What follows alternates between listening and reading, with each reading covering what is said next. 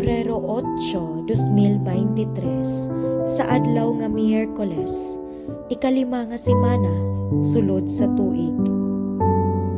Pagbasa gikan sa Santos nga Ebanghelyo sumala ni Marcos. Unya gipaduol pag-usab ni Jesus ang panon sa katawhan ug miingon siya kanila, "Pamati kamong tanan ug sabta ninyo kini. Bisan unsa nga mosulod sa baba sa tawo, dili makahugaw kaniya. Ang makahugaw sa tawo mao kadtong mugula kaniya." Sa pagbiya na niya sa panon sa katawhan ug pagsulod sa balay, gipangutana siya sa iyang mga tinun-an mahitungod ni ining panultihuna. "Sa inyong panabot, sama ra kamo sa uban," mitubag si Jesus kanila.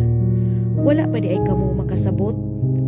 Bisan unsa nga mosulod sa baba sa tawo dili makahugaw kaniya, kay kini dili man mosulod sa iyang kasing-kasing, kundili ngadto sa iyang tiyan ug unya mugula usab sa lawas."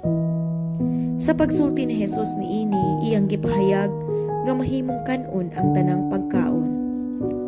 Ug mipadayon siya pag-ingon, "Ang makahugaw sa tawo mao kadtong mugula kaniya, kay gikan sa sulod, gikan sa kasing-kasing sa tawo, manggula ang mga daotang huna-huna, pagpakighilawas, pagpangawat, pagpatay, pagpanapaw, pagkaibog, pagpanlimbong, kalaway, kasina, pagbutang-butang, pagpasigarbo, ug pagbinuang.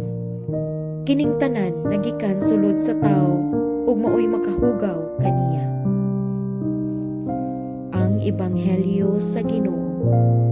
Daygon ko ikaw, O Kristo.